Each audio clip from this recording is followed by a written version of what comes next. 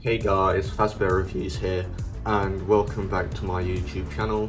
I know it's been a little while since my last upload, but I've been extremely busy as of lately, and I will try to make more regular uploads if I can in the future. With that out of the way, today I'll be showing off and reviewing some more of my custom action figures. This group doesn't exactly go together, but I don't have any others to pair them with. I will try my best to go in order of which ones I made first. So yeah, the first one I made out of this set of figures is my game accurate springtrap action figure. And before you ask, no, I did not ruin a Build-A-Figure springtrap for this figure. I used the tie-dye springtrap when it was easy to get a hold of, and I know there's not many of them in stores now, but at the time there was ones everywhere. So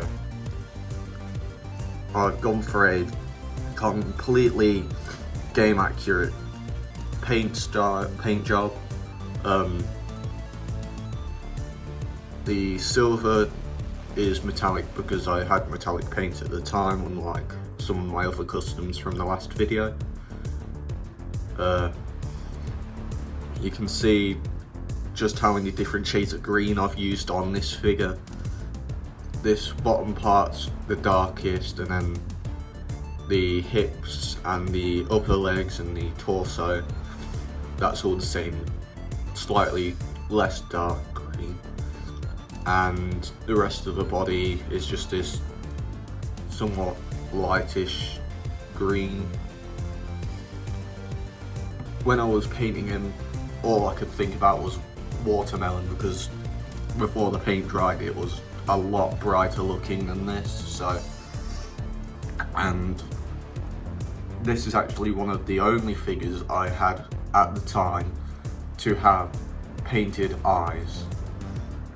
As you can see, I've tried my best to recreate the Fnaf 3 eyes as best as possible. I know I've kind of got the colours inverted, but I will be changing that in the future, and at the moment it looks good enough to me, so yeah. Sorry about that. Yeah, I'll do a quick 360 like I did in the last video. As you can see, I haven't missed out any of the details, and I made sure to get every single last one. You can probably still see some of the tie-dye markings and some overpaint on the joints, but it doesn't really bother me because Springtrap's supposed to be a decrepit old animatronic anyway, with a corpse in him. So yeah, that was the first custom that I made. The next one is Withered Foxy. So here he is. I used the Curse of Dreadbear Grim Foxy to create this figure. All of the moulding and sculpting was actually done with super glue and blue tack. So I don't know how long he's going to last, but he's lasted the last 3 or 4 months and been absolutely fine. So yeah, this was the first withered animatronic I made. Well, no, I made a withered Freddy before this, which was a 3D printed one. You might see pieces of him show up within this video, you might not. Yeah, I didn't do much to his body other than cover up some of the withering and give him a complete repaint. Yeah, the unwithered ear, that was off a radioactive Foxy I had, which I was using for customs at the time, and since then it's been completely parted out and used. He's probably one of the harder customs I've made, purely because getting the moulding with blue tack and super glue and not sticking your fingers together was pretty hard. I used a black wash on the endo parts because when you get the figure in hand, the normal one, they're a bright metallic colour, and I wanted them to look more decrepit and broken down, and I think I've done that pretty well. Only thing I haven't done yet is giving him an eye, which will be changed at some point in the near future. With that out of the way, I can move on to the next figure, which is Withered Bonnie. Here's my Withered Bonnie action figure. It's probably my favourite custom out of this set, which I'm going to be showing off today.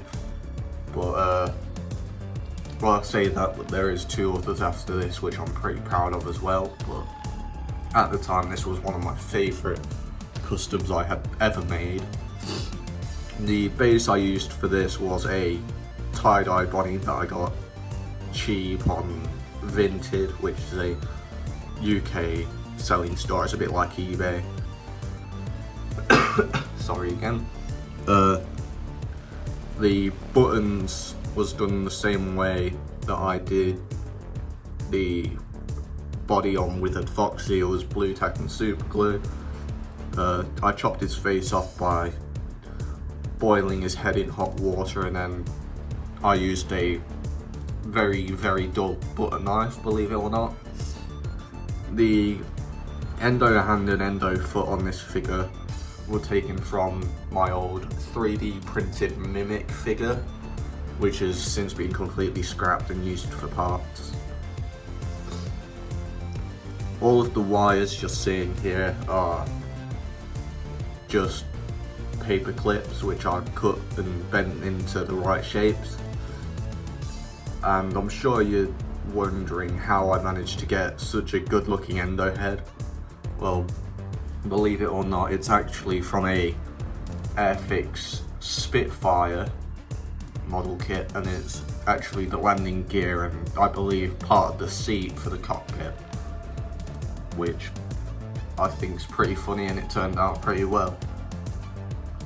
The only thing I'm not too happy about is the colour of the blue on his body, but other than that, he's pretty damn near perfect. So next one will be Freddy. And as I mentioned earlier, I had a 3D printed Freddy, Withered Freddy. So this is what remains of my old 3D printed Withered Freddy. The torso and the head are the only pieces that are 3D printed on this figure. The rest are taken from a Shamrock Freddy action figure. As you can see from the bottom of the feet, I never painted them. So it's the same dark yellow I used on my Spring Bonnie custom from the movie set, and it's also the same purple that I used as well. I used a slightly lighter yellow on the secondary colours, apart from the inside of the ears, because I wanted him to look different enough from the movie Spring Bonnie, as Fredbear has never made an appearance in the movies yet, so hopefully he does in the second movie as a flashback, but you never know. So yeah, I'll give him a quick 360, and yeah, I will try to link the files to the Withered Freddy action figure in the comments or the description below. That's if I can find it. So yeah, I'll keep an eye out and I'll make sure to try and link that if I can. So yeah, he's pretty cool. Still need to give him eyes, but apart from that, he's pretty much finished.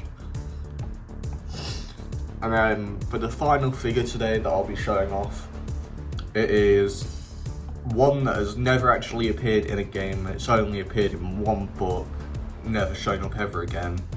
It is Security Logbook Chica.